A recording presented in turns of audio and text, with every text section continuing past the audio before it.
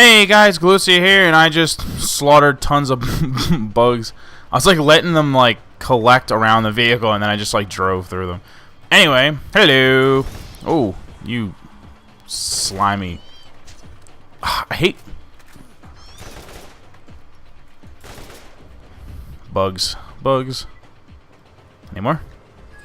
Okay, so obviously, oh, right when I'm getting ready to talk.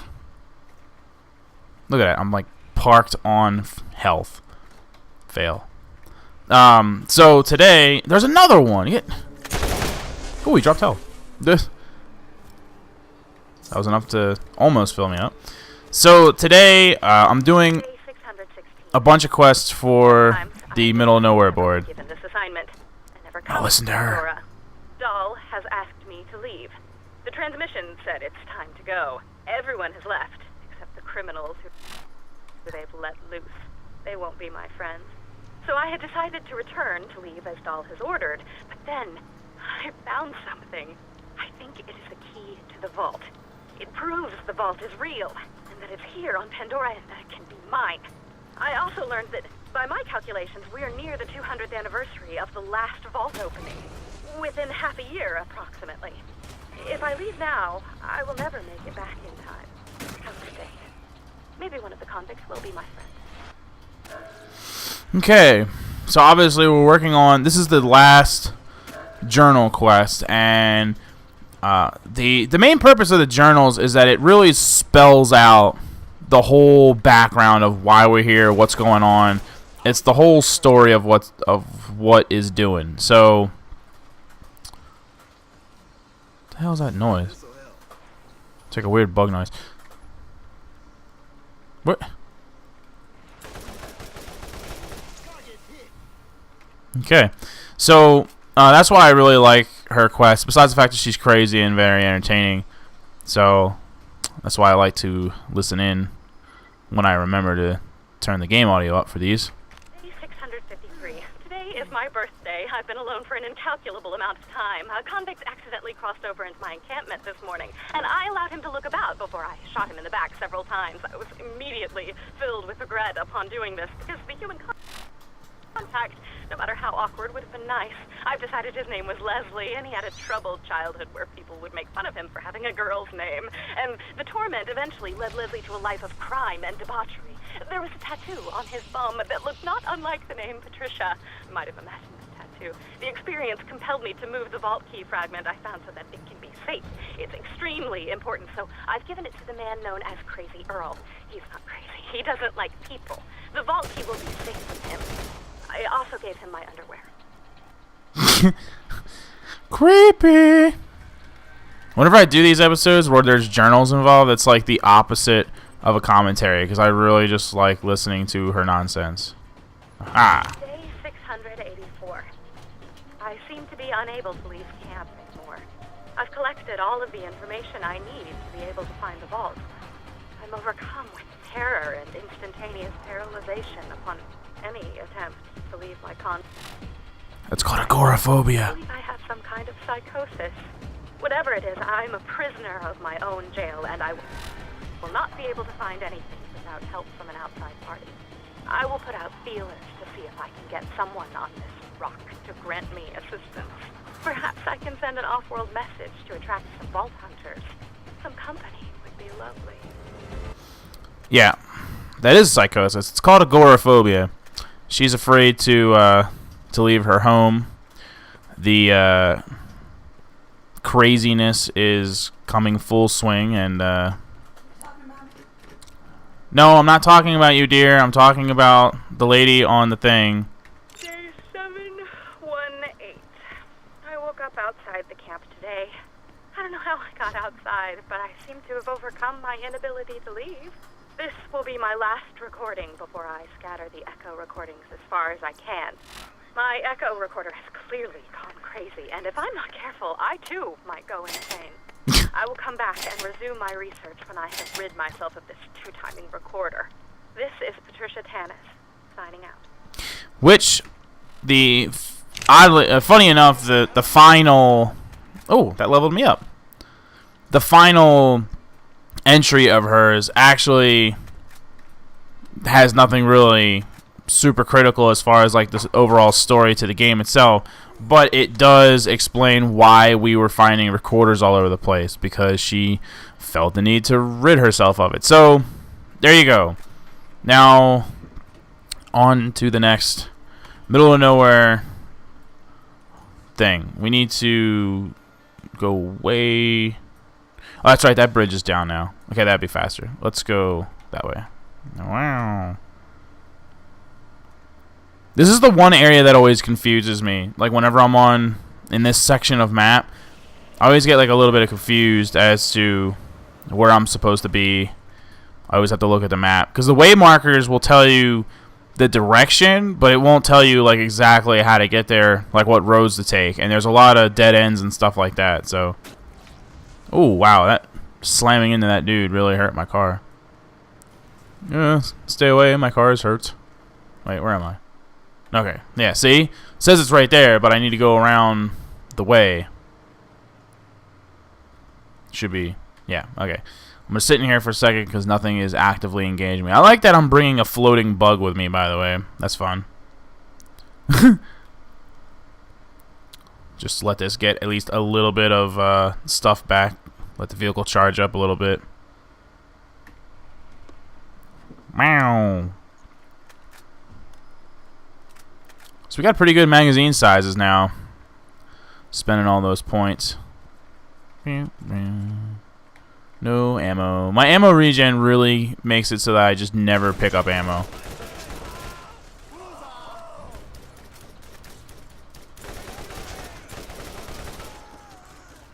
God, I love this weapon. Oh. Oh, how did that kill me? That was shenanigans. There's no way my health should have gone down that fast. That was pretty excessive. I hate when I try to pick something up and it starts to reload. I've even looked at the controls trying to figure out if, like, why E does that. Why it doesn't just do what it's supposed to do and it also reloads randomly. And I cannot come up with an answer. Like, it's not actually in the key bindings at all. I don't know why it does that, but it's very annoying because it always happens at a time that I don't want it to reload. It's always at an inopportune time.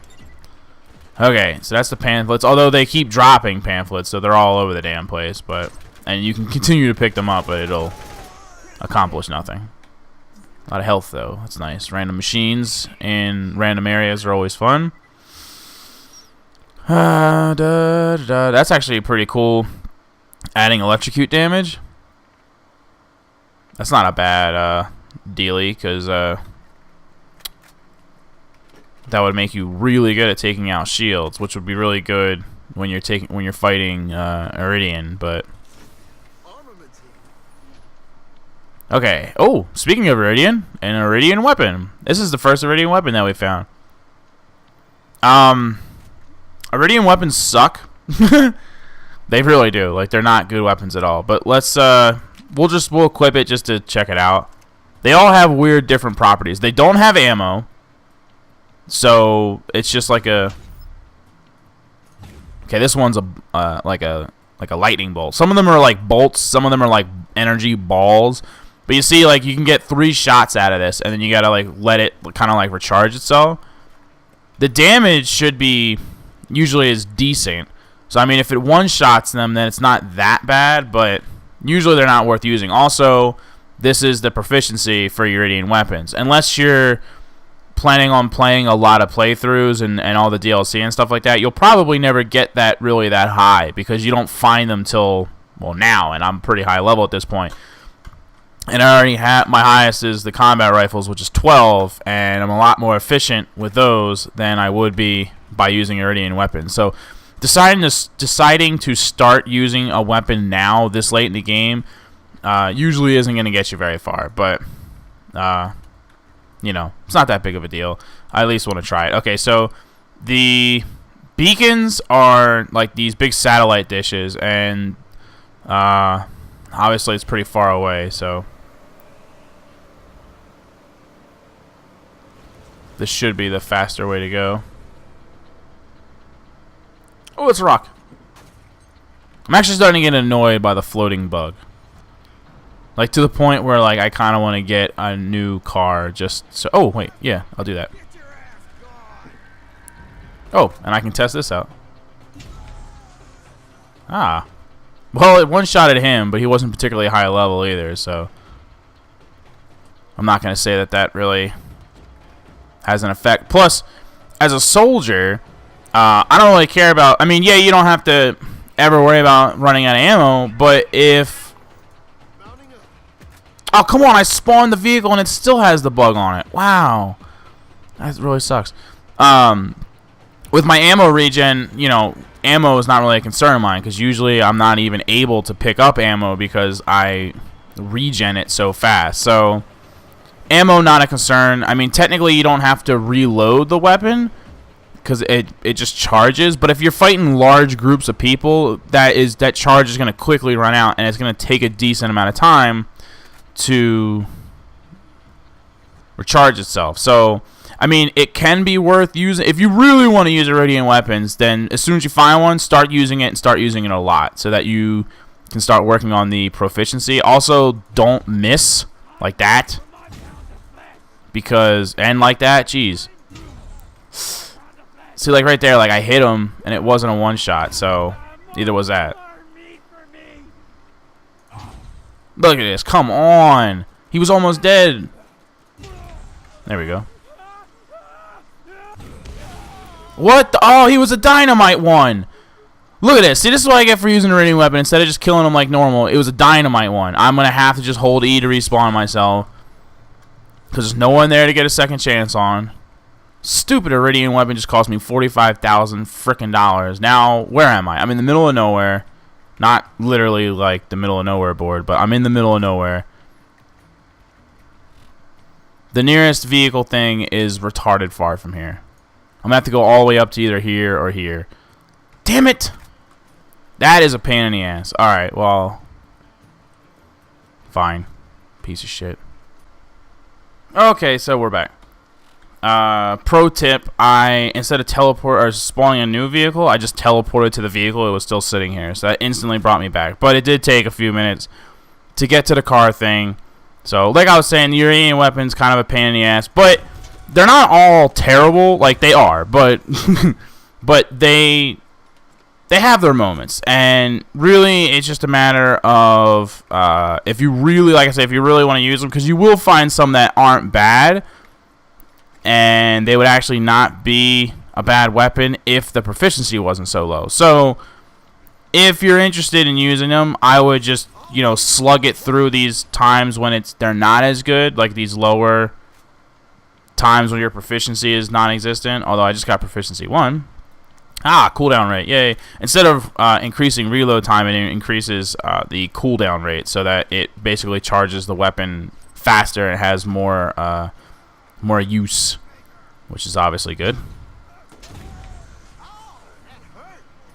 One nice thing about it is that usually it'll negate like armor and stuff like that. On my way to finding the available cars that I had to pick up, terrible against bruisers. I had to zap a bunch of spider ants, and the spider ants,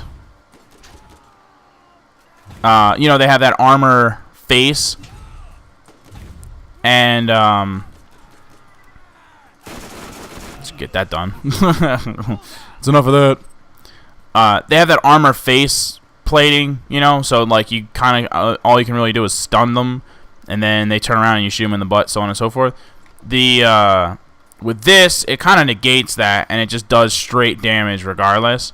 So for that reason, it's not too bad, negating the armor. But for the most part, I really don't care for it. Although this is one of the ones that I actually prefer using, like opposed to the different types. There's one type that's like a big ball of energy, and usually those are the ones that are more powerful, but they also take like a bagillion years to actually get to their mark. Like the ball slowly travels towards them. If you hit them with it, it's pretty devastating. But because it's so slow, it's just kind of silly. And then the other one is also it's a ball, but instead of a large, slow-moving ball, they're like small, quick-moving balls. So it's like the machine gun of the Iridian weapons. And that's not so bad, but I think I prefer the bolt ones like this, where it's like a bolt of electricity, because it instantly gets to the target. There's no waiting, so your opportunities to miss are dramatically reduced. Okay, so we gotta travel way down there. This is one of the reasons why I don't like doing the middle of nowhere board things, and I wouldn't always do them. Sometimes I would just skip them, because number one, there's no need to. I'm already level 30, so I'm pretty much already getting to the point where I'm high enough level to just do the storyline alone, and I could beat the boss. Like, I'll level up a couple more times just from doing story stuff, and in that amount of time, I could definitely just go ahead and beat the boss with that amount of experience and with the weapons I should pick up along the way. No problem. So there's not really a giant necessity for doing all these side quests or whatever, and like I said, they can be a pain at times. So, and yeah, the middle of nowhere board, since most of them are in the area around the middle of nowhere board, these quests suck because the map is large and it's all kinds of twisted up and whatnot. So this is how I find myself traveling far distances to get to where I need to get to. So it's worth skipping them if you don't want to spend a ton of time on it. And I was kind of torn. I mean, I set out to do... I set out to do all of the quests because I wanted to show the peeps everything. So, like, I wanted you to see everything that the game had to offer. So we're doing all the quests. But, get off my face, guy. Get out of here. I really don't like this SMG anymore. The spiraling bullets are kind of annoying. Yeah, so I'm doing all of them, but you don't have to, and I've stated that before, but I would actually recommend not doing the middle of nowhere board unless you really wanted to get. I mean, there's some of them are fun, but I mean, whatever. I mean, if you're watching this, then you've seen all the quests. So as far as the story goes, like some of the story, like the plot that you're missing out on by not doing it, like you got it from watching me. And the rest, yeah, I don't know. But I mean, if you're a perfectionist, then do it. But at the very least, I would wait till the second playthrough to do them, so that you get more out of it. Doing it on the first playthrough is kind of a waste. Wait, where? Oh, that's right. I have to. Gotta walk. This is actually a good one. I like talking to him. Hold on. Ah, die bug. Bug. Bug. Bug. You'll notice that, like, your ammo spot, your energy flashes when it's too low to fire again. Even just with proficiency 1, though, and gaining that 6%, this weapon has a pretty good recharge already, so it remains pretty effective. It doesn't lose its effectiveness completely. And there's been a couple times I've had to switch because there's just been too many enemies, or like I'll miss, which can be pretty devastating when you only get 3 or 4 shots before the weapon loses its effectiveness. If you miss, you're kind of in a bad place. But it's not actually a bad weapon. I'm having fun with it. My only problem with it is that it will eventually affect the fact that I'm not leveling up the proficiency for the weapons that I do like to focus on, which is my combat rifle and my SMG. And I'm probably not going to be using any Iridian weapons against the final boss, which is really your whole goal, is to work on the proficiencies for the things that you are going to be working on for the final boss. So, ups and downs, I guess, whatever. Alright, talk to this guy. Good stuff. He gives us a couple different quests, and they eventually lead to stuff that we are going to want to do. Killing his brother is actually a pretty challenging quest. And like always, I haven't been paying attention, so I have no idea how long I've been recording. It feels like it's been a few minutes. And by a few, I mean a lot. But So I'm internally debating whether or not I want to do this quest or not. It's a small area, but it's basically like a bandit city. Like, it's actually kind of intense in there. And his brother can be difficult to kill. Oh, someone's shooting me. That was a good long-range shot. And the electricity killed him. Yeah, I like to... oh, jeez. The freaking... Oh! Quit wiggling. I like to pick off some, like the ones over here instead of walking in the front door. Kind of coming in through the back. Damn it! Hunched over, son of a crap.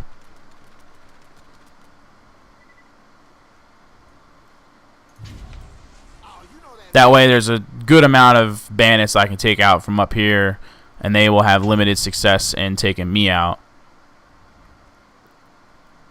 Kind of picked them off a little bit. Zap that guy in the ass. Alright, that's good enough.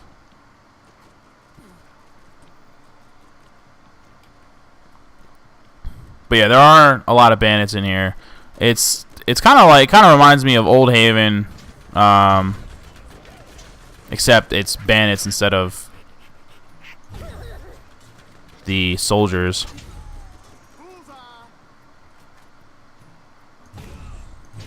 I do like the accuracy of the lightning weapon, especially for the Iridians. Very accurate. Wherever you're pointing, you should hit. As long as you don't suck, which I sometimes do. Okay, ba. Holy crap, you're big. Wow, that dude just devastated me. Did you watch that guy? He just like came out of there and just started. I couldn't even move. I was being hit so much that I couldn't even move.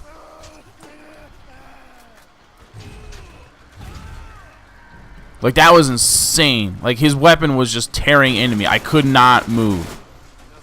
Like, I was trying to just get out of there. I was like, oh my god, this went from terrible to somehow even more bad than terrible. Like, so quick. And I was just trying to get out of there, but I literally couldn't move. Like, his weapon just, like, crippled me. That was pretty intense. Having the bruiser and the badass bruiser come out of there like that. It's not even that good of a weapon. It was just at close range with all the rounds, like, pretty much guaranteed to hit their mark. Oh, this is Janice. Oh, you know what? Never mind. I was thinking of some other guy. Oh, never mind. Haha. I know which boss I was thinking about. This dude's still pretty powerful, and obviously I'm having trouble because his cronies already killed me once because he had a lot of dudes helping him, including the badass. War is in your blood.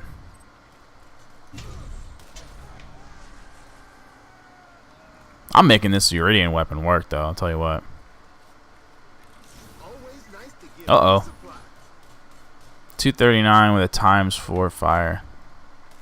Not bad. Oh. Ah! I hate when... Ah! Stop!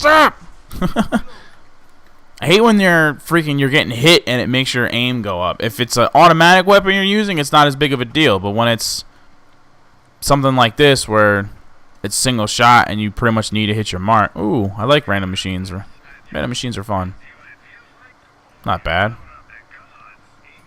I don't really understand why it's so much, but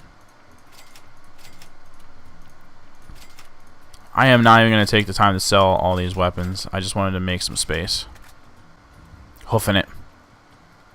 So anyway, thanks for watching, everybody. I'm going to just turn this in and kind of use that to wrap up today's episode.